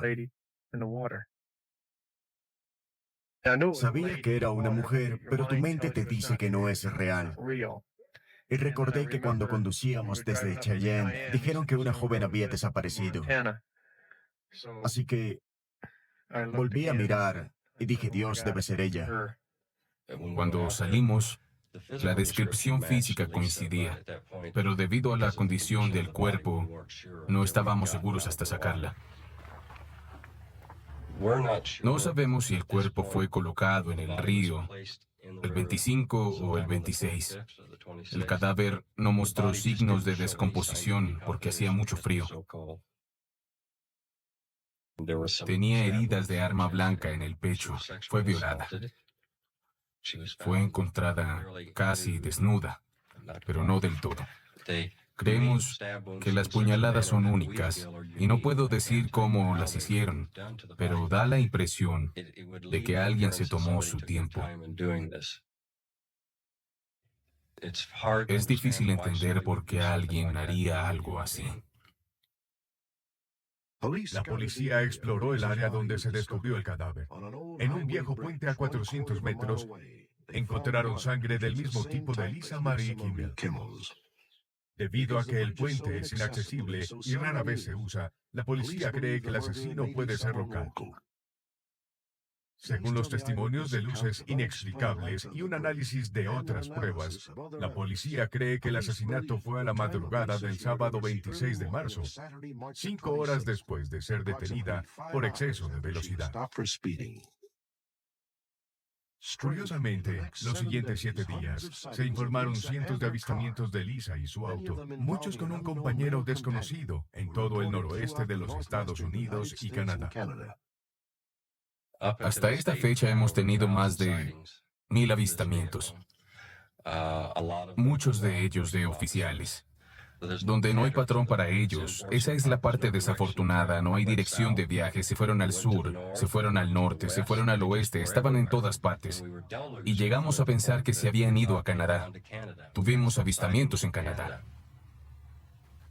Los bosquejos eran de al menos 17 hombres, pero ninguno coincidía entre sí como para justificar la emisión de un "se busca". 3 de estos avistamientos fueron reportados los días 26 y 27 de marzo, después de que la policía cree que Lisa Marie ya había sido asesinada. Uno fue en Casper, a solo 20 minutos del lugar encontraron el cadáver. Los otros 2 fueron en Buffalo, Wyoming, a 2 horas de Casper. En ninguno de los 3 avistamientos, Lisa parecía pedir ayuda. El avistamiento de Casper ocurrió 2 días después de haber sido detenida por exceso de velocidad. Diana Houston conducía una camioneta por el centro de Casper cuando notó la matrícula Little Miss, porque su compañera tenía un cachorro con el mismo nombre. Era domingo, 1:45 p.m. y vi una matrícula de Montana, y como era de Montana, me llamó la atención, así que miré y decía Little Miss. Pasé y vi a alguien con cabello rubio y llevaba un suéter amarillo. 22 horas antes, Donna Kirkpatrick, la esposa del alguacil de Buffalo, informó que había visto a Lisa con un suéter rosado. Era sábado y noté que un auto deportivo negro se había detenido. Y me llamó la atención la matrícula. Era una matrícula de Montana que decía Little Miss. Y quería ver quién conducía el auto. Estaba interesada en ver si el auto coincidía con el conductor. Estoy segura de que conducía una chica joven Conozco las matrículas de Montana. Vi la matrícula en ese auto, en ese momento, ese día. Estoy segura. Los padres de Lisa no estaban seguros de si tuvo un suéter amarillo o rosa. Y el patrullero que la detuvo por exceso de velocidad, la última persona que vio a Lisa con vida, recuerda que llevaba un suéter blanco y negro. ¿Podría haberse cambiado de ropa? ¿O los testigos vieron a otra joven que se parecía a Lisa? 2 horas después de que Donna Kirkpatrick vio a Lisa, otro testigo también la vio en Buffalo. Esta vez, un hombre estaba con Lisa. Estaba en la caja registradora, pero un auto se detuvo y vi Little Miss en la matrícula delantera. Y había 2 personas adentro. Había una joven muy atractiva al volante. El hombre era pequeño, de 63 kilos, cabello y ojos oscuros, ojos grandes, y tenía rasgos muy finos. Era de nariz aguileña, creo que es la palabra que usan los poetas. Era moreno y pequeño. Encajaba en el auto, no parecía fuera de lugar. Luego, cuando volví a mirar, el auto no estaba. Si los 3 avistamientos son confiables, plantean preguntas inquietantes. ¿Fue asesinada como la policía cree durante la mañana del 26 de marzo? Si fue así, ¿quién era la mujer que conducía en Casper y en Buffalo? Si Lisa no fue asesinada el 26, ¿por qué estaba en Buffalo a más de 2 horas de su viaje planeado? Y si estaba en peligro, ¿por qué no pidió ayuda cuando fue vista? 14 años después de que Lisa Marie Kimmel fue asesinada, una coincidencia de ADN identificó a su asesino como Dale Wayne Eaton. Eaton estaba en prisión por porte de armas. Un jurado encontró a Eaton culpable y fue sentenciado a muerte. Ahora la historia de la legendaria mina Lost Dutchman. Las pistas son pocas pero significativas. Millones de dólares en oro. Tesoro. Las montañas de la superstición en Arizona cubren 65.000 hectáreas de terreno desolado y accidentado. Según la leyenda, en estas montañas se esconden los depósitos de oro más grandes, la mina de oro del holandés perdido. Hay cientos de historias que insinúan la ubicación y todas están vinculadas a un hombre, Jacob Waltz, quien se dice que descubrió la mina en 1876. Su apodo era el holandés. Jacob Waltz era estudiante de minería y sabía lo que hacía. Los viejos eran muy astutos con la geología. Sabían lo que buscaban. Si vas a salir a buscar oro, quieres ir a lugares donde se haya encontrado. Las supersticiones serían una excepción. Waltz estaba preparado para explorar lugares poco prometedores y al parecer fue recompensado. 15 años después, en 1891, cuando tenía 80 años, decidió ocultar su mina. Se dice que cavó un hoyo de unos 80 metros de profundidad. Luego colocó 2 capas sólidas de troncos, llenó el hoyo con tierra y terminó con piedras. Presumía que podías conducir un tren sobre la entrada de la mina y nunca saber que estaba allí. Durante más de 100 años, los cazadores de fortunas han buscado el tesoro escondido de Jacob Waltz.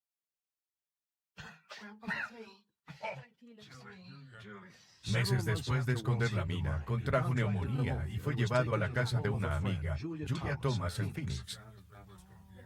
Ella trató de cuidar a Jacob. Antes de que muriera, le dijo que había oro de la mina escondido debajo de su cama. No entiendo lo que dices. Dijo, de eso he vivido todos estos años. Sacó la caja, la abrió y su comentario fue, Dios, eres rico, pero es poco. Y él dijo, no lo es una veta de oro. Dijo, hay suficiente como para hacer millonarios a 20 hombres. ¿Puedes decirme la ubicación? Antes de morir, les dio a Julia y a Reinhard Petrach, un minero local, pistas sobre la ubicación de la mina. Encontraron el sitio. Tomen la vieja esquina noroeste de la montaña y sigan el sendero. Dejé varias pistas, pero dijo, tengo que mostrarles dónde está o nunca lo van a encontrar.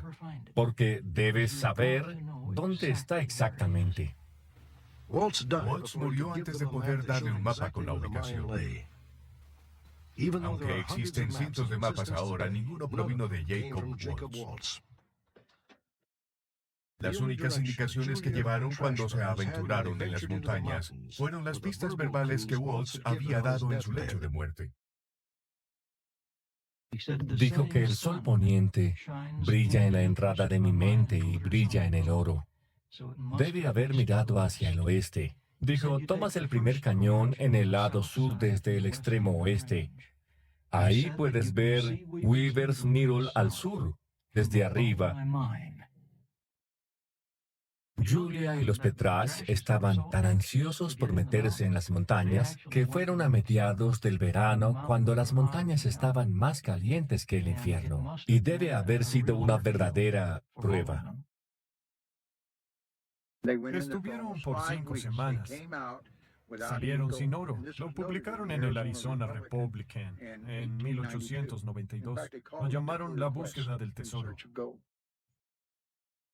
Julia había invertido todo lo que poseía, pero regresó sin dinero. Julia Thomas nunca intentó volver a las montañas de la superstición. Reinhard Petrash fue acusado por su hermano de no prestar atención a Jacob y escribir las pistas incorrectamente. Nunca volvieron a hablar. Reinhard continuó buscando durante los siguientes 50 años. Cuando su vista comenzó a fallar, se dio cuenta de que no encontraría la mina y se quitó la vida. Durante más de un siglo, los buscadores han afirmado que tienen pistas sobre la mina perdida de Waltz. Algunos incluso pueden haberla encontrado. Pero curiosamente, todos murieron antes de poder contar su historia. Al volver, la historia de Walt Gasler, que hace 5 años afirmó haber encontrado la mina. En su último viaje perdió la vida antes de poder revelar la ubicación secreta. Esta mina de oro es una de las mayores leyendas del suroeste de Estados Unidos. Algunos dicen que es solo eso, una leyenda. Por otro lado, los estudios indican que hay una gran cantidad de oro en algún lugar de las montañas. Dicen que esta caja de fósforos está hecha del oro que Jacob Waltz tenía en su poder. El mineral es tan puro que si la mina se encontrara hoy podría valer más de $200 millones. 100 años después, un buscador de tesoros afirmó que había encontrado la mina. Se llamaba Walt Gasler, jefe de cocina del Hotel Biltmore en Phoenix. Con las pistas dadas por Jacob en su lecho de muerte, Gasler había pasado mucho tiempo libre buscando la mina. Bob Corbin. Walt Gasler. Es un placer. Tome asiento. Gracias. Cuando su salud comenzó a fallar, contactó a 2 buscadores. ¿Qué tienes? Uno era Bob Corbin, el fiscal general de Arizona. Y este es un mapa donde tengo mi campamento. Quería reunirse conmigo para que fuera con él y seguir buscando la mina y sus instrucciones después de su muerte. Me dio sus notas y un mapa de dónde estaba su campamento y de dónde cree que está la mina. Es una buena ubicación. ¿Podría estar ahí? 2 meses después, Gasler llamó al socio de Bob, Tom Collenborg, un historiador local. Gasler estaba emocionado y afirmó que había localizado la mina del holandés. Walt Gasler me llamó el domingo. Dijo, voy a la mina. Sé dónde está. Tú y Corbin tienen que ir. No puedo ir en la mañana. Si esperas un poco, seguro podría ir. No tengo tiempo. Dijo, no puedo esperar, iré. Cuando regrese, pero me voy en la mañana. Walt Gasler estaba convencido de que la mina existía con las pistas que tenía. Algunas de estas pistas no las revelaría, y a la mañana siguiente su esposa lo llevó al sendero y lo dejó. Te veo en 3 días, cariño. Walt subió a las montañas y no fue visto vivo de nuevo.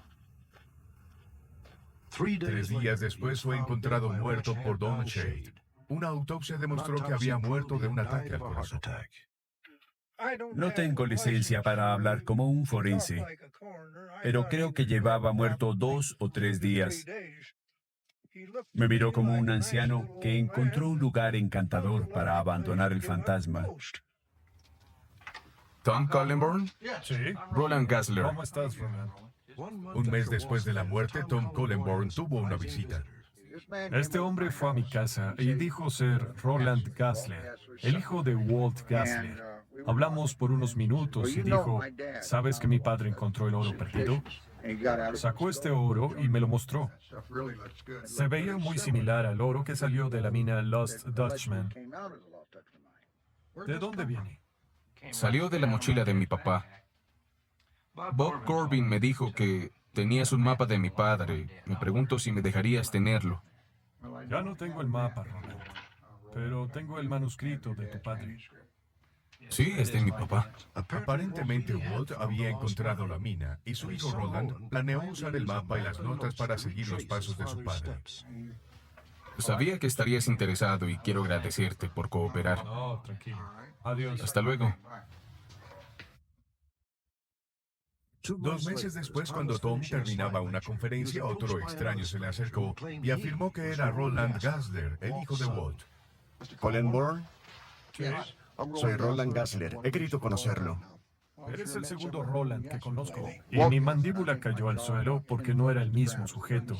Le dije que debía pedirle una identificación. Dije que eres el segundo Roland Gassler con el que me he encontrado.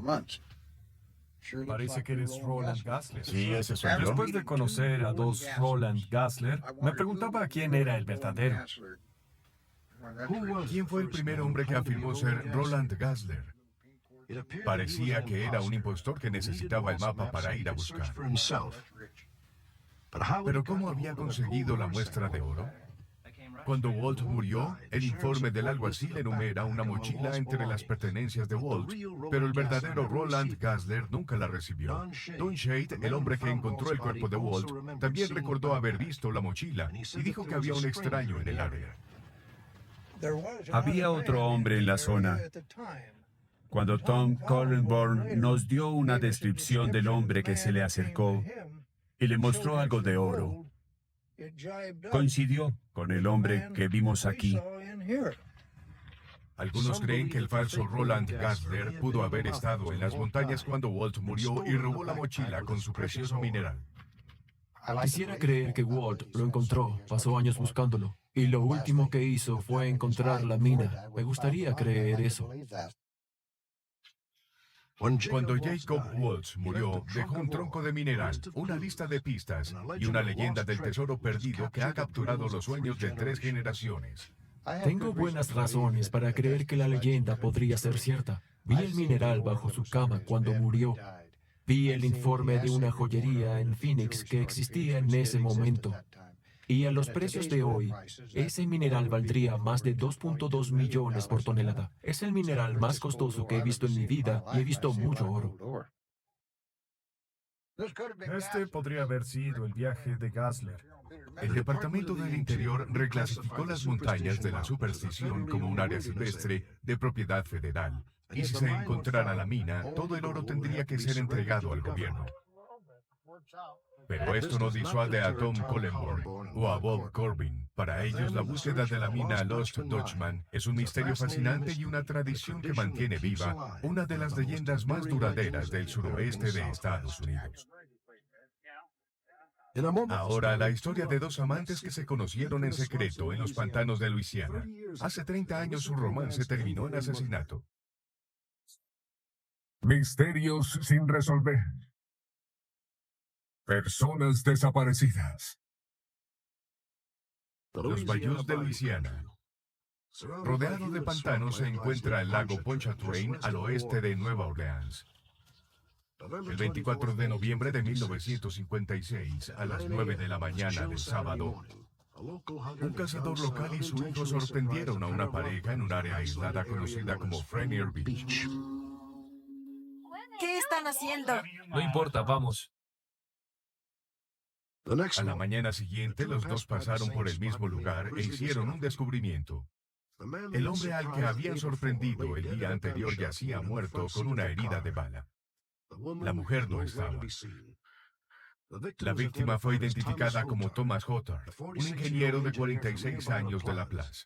Las autoridades determinaron que la mujer que había estado con él era Audrey Mote, de 31 años, una madre divorciada de 3 hijos. No ha sido vista por 32 años. Este fue el caso más grande que golpeó el área. Estaba por toda Nueva Orleans, Baton Rouge. Todos hablaban y querían saber dónde estaba la mujer, dónde desapareció, por qué desapareció. ¿La mataron, la sepultaron, la arrojaron al lago? 3 meses antes, mi madre le dijo a mi abuela que si le pasaba algo, se llevara a los niños y se fuera muy lejos. ¿Por qué una mujer de 31 años, en 1956, en un área libre de crimen, diría esto? Hace 3 décadas, el caso de Thomas Hothard y Audrey Mote fue una de las historias más publicitadas de la historia de Luisiana. El caso aún provoca discusiones entre habitantes de la zona. La mayoría de los involucrados han fallecido, pero el misterio del incidente en Rainier Beach aún desconcierta a la próxima generación. Los obituarios del diario en 1956 describen a Thomas Hothard como un hombre tranquilo y trabajador, activo en la iglesia y con los Boy Scouts. Trabajó para una empresa local. Ahí fue donde conoció a Audrey Mote.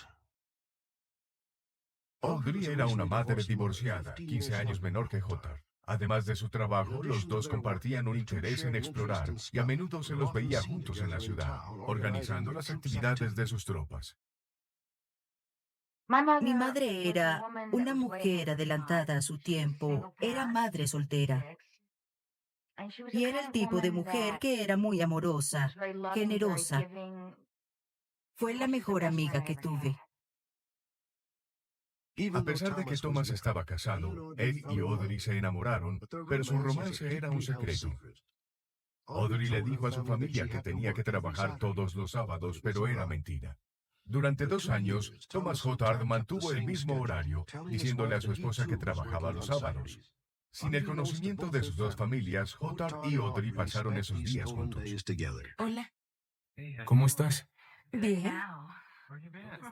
Solíamos ir de picnic juntos. Me enseñó a revelar películas. Estaba allí en mis cumpleaños. Pensé que eran amigos, no sabía que eran amantes. Me enteré después cuando leí los diarios, pero pensé que eran amigos. El 25 de noviembre, Thomas y Audrey se reunieron en la plaza a las 7:30 a.m. Luego se dirigieron a su apartado sendero de amantes en el lago Pontchartrain. Sweet and slow, rock-a-bye me to and fro.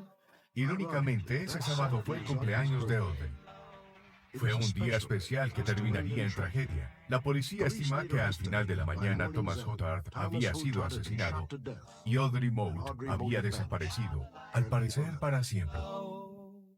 Oh, honey, I know we can make it if we take it sweet and slow. Cuando el cazador hizo el sombrío descubrimiento, fue con Percy Ebert, el alguacil de la parroquia de San Juan Bautista. Ebert fue el primero en llegar a la escena. Hothard había sido asesinado por un solo disparo de una escopeta calibre 16, disparado a través de la ventana lateral. El alguacil pensó que la mujer había asesinado a Hothard en una disputa de amantes. Sin embargo, una vez que comenzó a investigar la escena del crimen, hizo algunos descubrimientos. Esparcidos en el suelo, hallaron el contenido parcial del bolso de una mujer.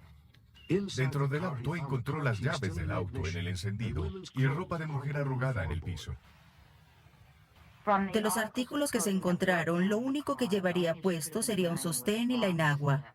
Su suéter, ropa interior, medias, zapatos, falda, todo eso estaba en el auto.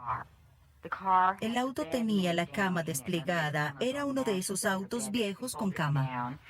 La evidencia indica que quizá estaban haciendo el amor cuando ocurrió el asesinato. Parecía que la mujer había intentado huir, derramando el contenido del bolso en el proceso. A 45 metros del auto, Ebert encontró un par de huellas de pies descalzos, quizá de Audrey. Justo detrás estaba la huella de la bota de un hombre. A 2 metros había un área donde parecía que hubo una pelea. Y se descubrió un juego de llaves del auto. No hubo otra evidencia física y ninguna indicación de que el asesino tuviera un cómplice.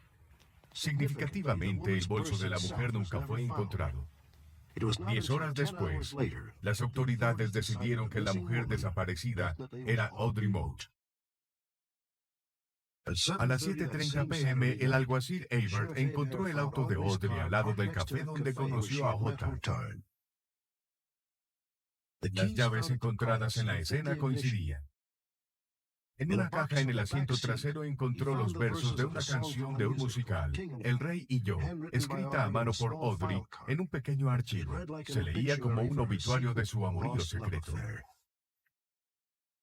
Nos besamos en las sombras. Nos escondemos de la luna. Nuestras reuniones son pocas y terminaron muy pronto. Hablamos en un susurro, temerosos de ser escuchados. Cuando la gente está cerca, no decimos nada. Esto fue un escándalo, un golpe para esta ciudad de Laplace en 1956. Todos hablaban de eso. Todos tenían su teoría de lo que sucedió. Todos tenían una idea de quién podría haber cometido el asesinato. Todos tenían una idea de dónde estaba Audrey y todos querían ayudar al alguacil porque vieron a una mujer que respondía a la descripción y todo tipo de confusión. Créanme, la confusión reina sobre esa época. El 6 de diciembre, 2 semanas después, la ex-suegra de Audrey recibió una extraña llamada. Quizá Audrey seguía viva. Hola. Mamá. ¿Audrey? Mamá, estoy en problemas. ¿Audrey, eres tú? Necesito ayuda. ¿Audrey? ¿Audrey? ¿Audrey? Una camarera en Nueva Orleans informó que vio a Audrey en su restaurante al tiempo que la señora Mote fue llamada. ¿Aquí tienes algo más? No. La camarera reconoció a Audrey al ver su foto en el diario. Audrey parecía estar muy cansada y su ropa estaba en mal estado. Salió del restaurante cuando se dio cuenta de que la camarera la estaba mirando. Este fue el último avistamiento de Audrey Mote. No podía creer que se hubiera ido. Seguía pensando que volvería. No podía creer que el señor Hothart estuviera muerto, no lo creía. Pero mi madre no regresó, pensé que mentían. No pude aceptarlo. A medida que pasaron los años, esta historia salió de los titulares y desapareció de los diarios. El asesinato de Thomas Hothart y la desaparición de Audrey Mote se convirtieron en una oscura nota al pie del folclore de Luisiana, hasta que el caso revivió 20 años después. En 1980, un anciano enfermo le dijo a su familia que sabía lo que le sucedió a Audrey Mote. ¿Recuerdan a Hothart, que murió en el pantano y la gran búsqueda de todos, y nunca descubrieron quién lo mató? ¿Y esa mujer Mote que nunca encontraron? No hay nada en ese pantano que no conozca. Meses antes de morir, Ernest Acosta hizo una confesión. Afirmó que su esposa en ese momento, Caroline Schlosser, había asesinado a Thomas Hothart y a Audrey Mote, y que él había ayudado a deshacerse de los cadáveres. Caroline murió en 1979. Caroline. Ella fue quien les disparó. Acosta y Schlosser vivían cerca del pantano, a menos de 2 kilómetros del lugar del asesinato. Ambos tenían una mala reputación y se sabía que Acosta se sentaba en su patio y disparaba a los transeúntes que se acercaban mucho a su casa. Mi padre era una persona mala. No tenía respeto por nadie. Y si te acercabas a él y le preguntabas algo, no respondería. Tomaría el arma, te la mostraría y te diría, ¿qué quieres? Y si no le gustaba lo que querías o lo que dijiste, él diría, lárgate de aquí. Caroline era igual. Dormía con un arma bajo la almohada en todo momento. Y era de ese tipo de persona que dispararía primero y después preguntaría. La otra semana no los quiero aquí. No los quiero cerca. ¿No quieres a los niños aquí? No, no los quiero. Eran la pareja perfecta. Eran únicos. Y amaban las armas.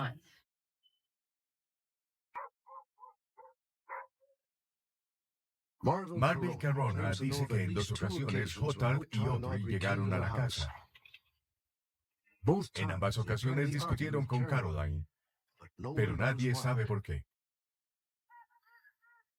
Mi padre dijo que sabían algo sobre la señora Caroline Schlosser. ¿Qué quieres aquí, Hotard?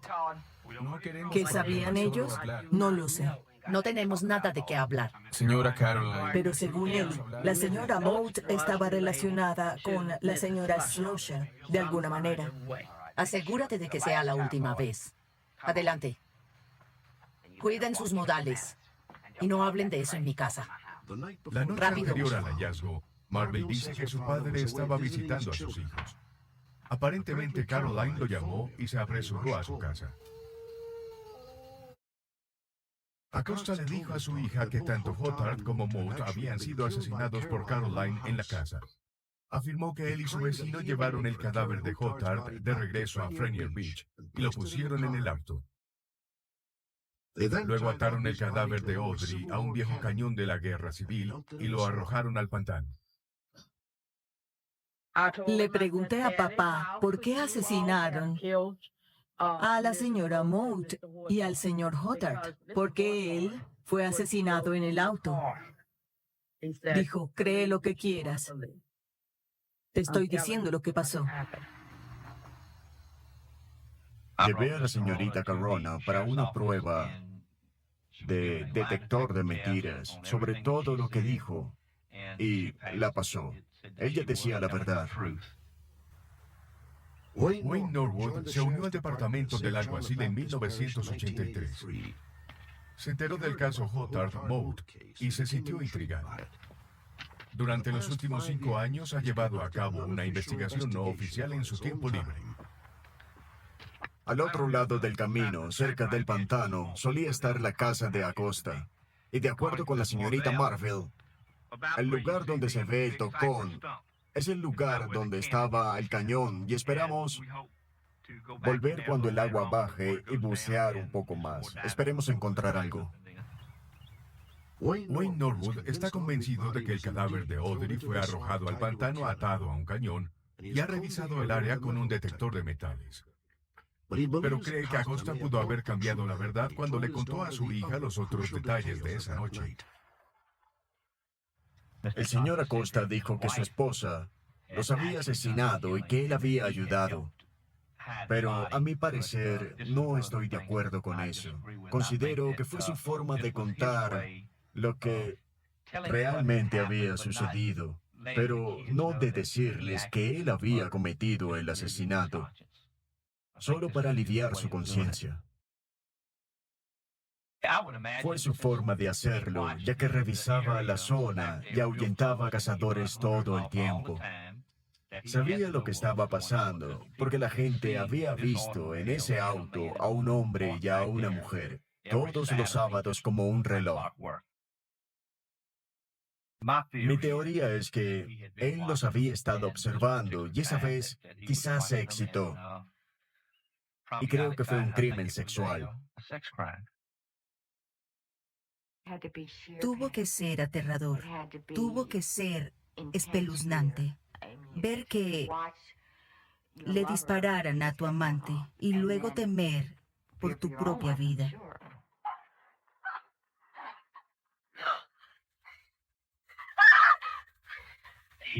Vivía a menos de 2 kilómetros. No hubo marcas de neumáticos, según la investigación. Sería fácil llevarla a la casa. Esta sería la razón por la cual no había huellas y desapareció rápido. La escena del crimen ha cambiado desde ese trágico sábado en 1956. El lugar donde murió Thomas Goddard está ahora a 90 metros de la costa, tomado por las aguas del lago Pontchartrain. Y Audrey Mote, su destino sigue siendo un misterio en el turbio pantano que rodea el lago. Siempre va a estar en mi mente, en mi corazón, querer saber qué pasó.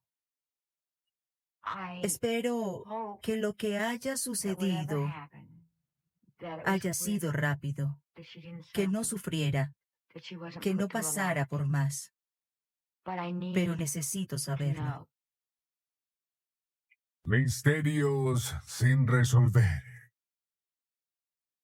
Para cada misterio, alguien en algún lugar sabe la verdad. Quizás ese alguien estaba mirando. Quizás eres